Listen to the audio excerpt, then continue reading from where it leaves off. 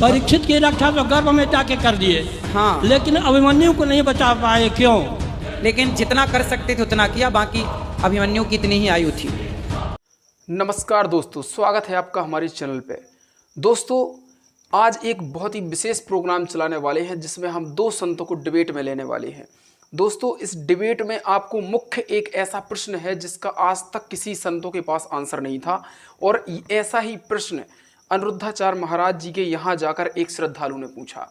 जो प्रश्न उसने पूछा उससे अनिरुद्धाचार्य जी ने जो उत्तर दिया उससे वो कितना सेटिस्फाई हुआ ये तो हम नहीं जानते, लेकिन आप इसमें क्या कहते हैं, तो आइए जानते हैं। सबसे पहले अनिरुद्धाचार्य महाराज जी के यहाँ पर जो प्रश्न पूछा गया उस पर अनिरुद्धाचार्य जी ने क्या जवाब दिया, तो सबसे पहले हम इस वीडियो को देख लेते हैं। मैं भी एक छोटा मोटा कथावाचक हूँ। अच्छा, तो आपसे हमारी जिज्ञासा ये है कि राजा परीक्षित अपनी माँ के गर्भ में थे, हाँ, तो भगवान अश्वत्थामा के ब्रह्मास्त्र से उसकी रक्षा किए, ठीक है, लेकिन वहीं उनका भांजा अभिमन्यु को भगवान क्यों नहीं बचा सके?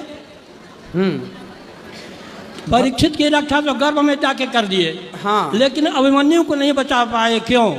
भगवान चाहते तो बचा लेते, हाँ क्योंकि गुरु जी के पुत्र को भी, मरा हुआ पुत्र को जीवित करके लौटाया है।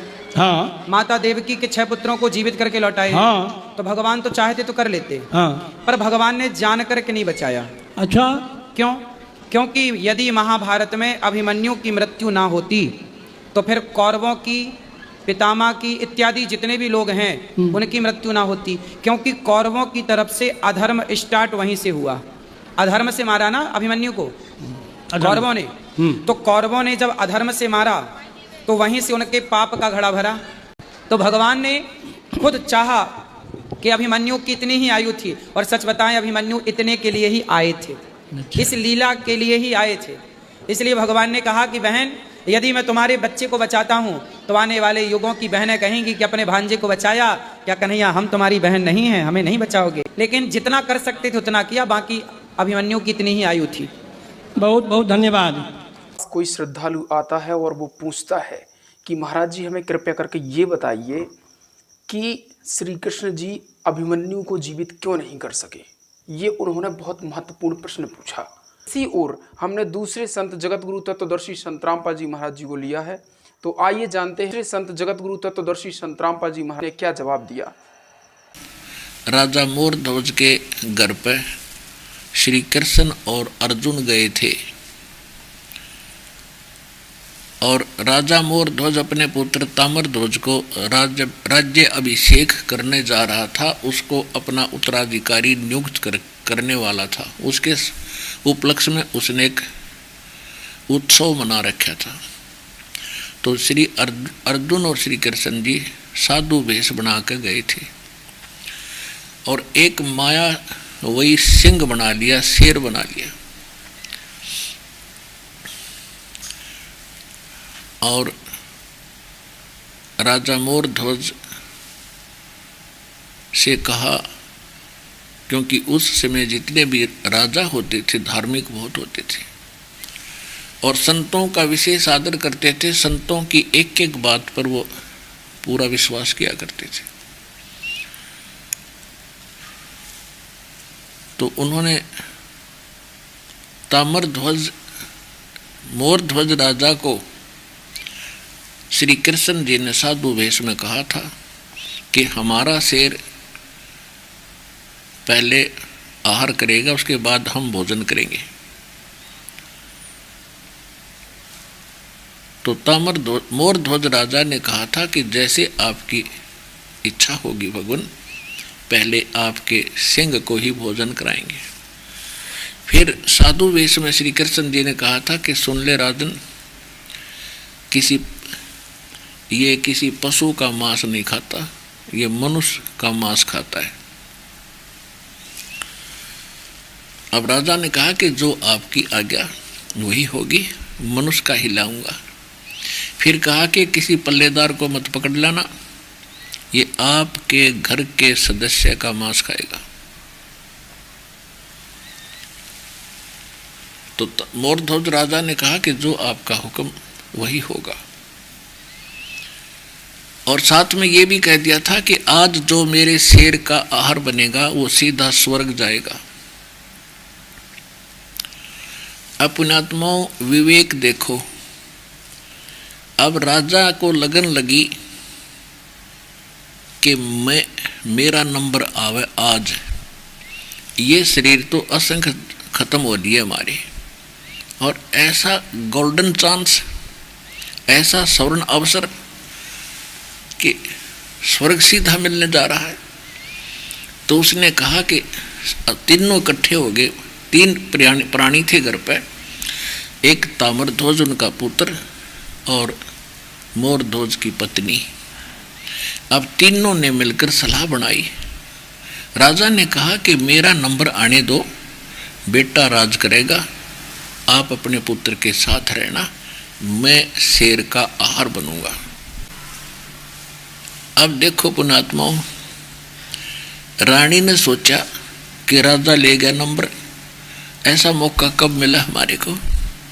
तो वो कहने लगी, जी देखो मैं हूँ पतिव्रता नारी, और पतिव्रता का पति पहले मर जाए तो उसका जीवना दुर्भर होता है, तो ऐसा मैं नहीं चाहती, मेरा नंबर आना चाहिए, और आप पुत्र भी बालक है, ये राज करेगा, आप इसको गाइडलाइन करना और अपना ये राज्य करना, मेरा नंबर आने दो।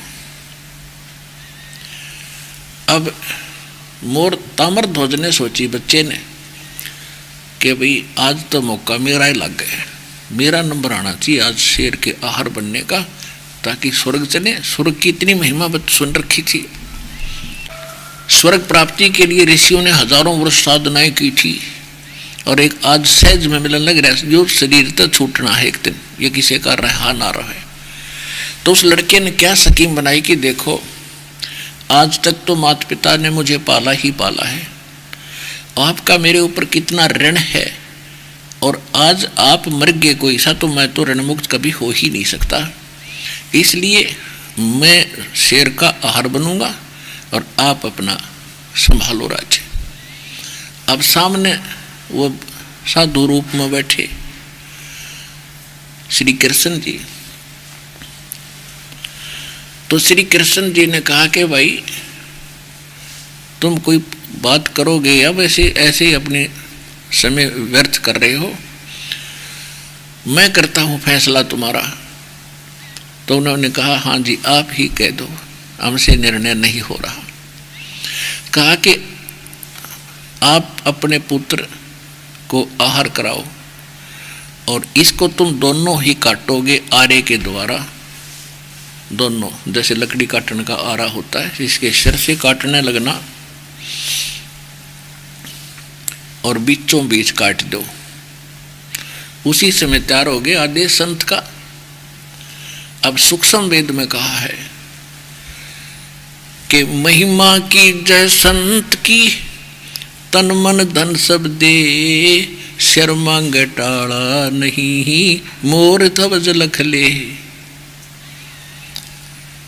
दोनों मात पति पत्नी आरा लेकर खड़े हो गए, और फिर कहा था संत ने, संत वेश में श्री कृष्ण जी ने, यदि इस सारे प्रोसीजर के दौरान तुम्हारी आंखों में आंसू आएंगे तो मेरा शेर भोजन नहीं खाएगा, निर्मोही का आहार करेगा।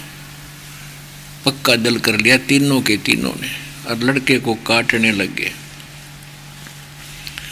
इसी दौरान कहा कि इसका लेफ्ट पोर्शन, बायां अंग किसी काम नहीं है, केवल दाएं को, राइट साइड वाले को खाएगा। अब तब तक वो आधा सिर कट लिया था। तो लड़के ने आंखों में आंसू आ गए, और तब तक हाँ, अब लड़के की आंखों में आंसू आ गए और सिर कट लिया आधा। इसका मतलब 10 मिनट में लड़का मृत्यु को प्राप्त होना ही होना था। तो उसकी आंखों में आंसू देखकर वो संत उठ कर चल पड़े और कहा कि भाई तुम तो कमज़ोर दिल के आदमी हो, तुम तो परेशान हो करके आहार करा रहे हो, तुम्हारी सच्चे हृदय की यह भेंट नहीं है, हमें स्वीकार्य नहीं, हम चले। और जो ही वो उठकर चले तो लड़के ने कहा कि महाराज मेरी बात सुनो, मैं इसलिए नहीं रो रहा हूं कि मेरी जान जा रही है, मैं इसलिए रो रहा हूं कि मैं इतना नालायक और नीच व्यक्ति हूं कि आपका मेरा शरीर आधा ही काम आया, आपने लेफ्ट पोर्शन रिजेक्ट जो कर दिया उसमें कोई दोष होगा मुझे नीच में परमात्मा, मैं न्यो रोऊं सू कि आपका सारा भी काम ना आया।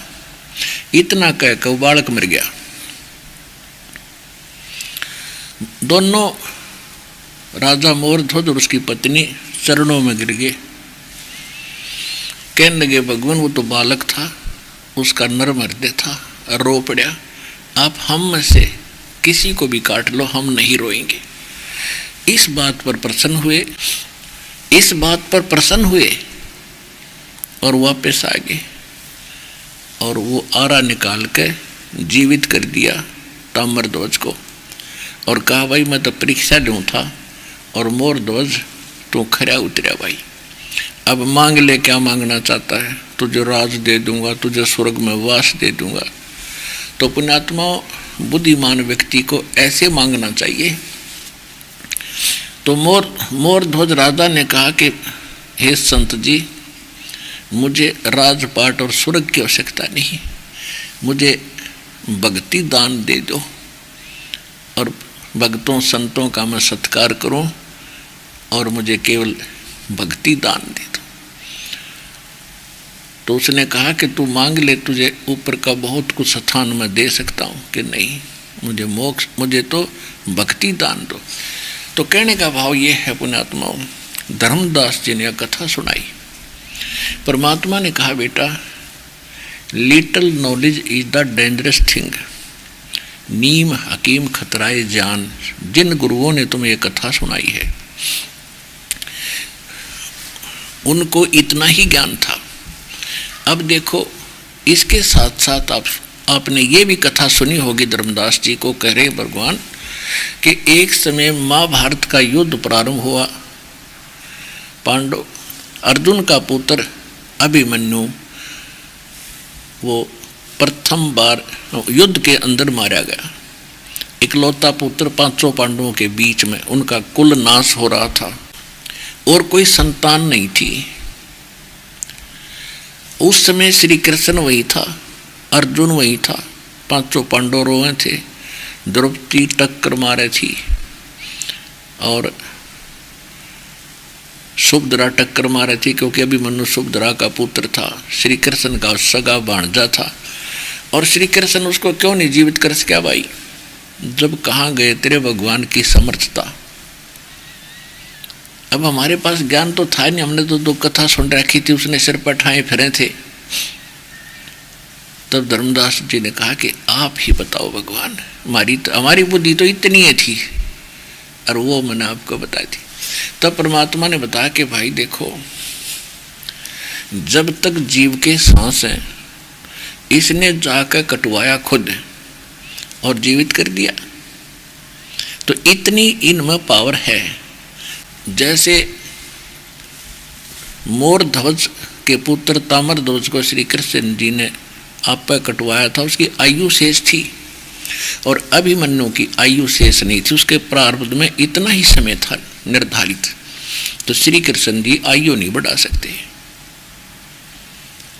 और कबीर परमात्मा सर्वशक्तिमान परमेश्वर आपकी आयु भी एक्सटेंड कर सकते हैं, आपकी आयु भी वृद्धि कर सकते हैं, जब सच्चे दिल से भक्ति करोगे।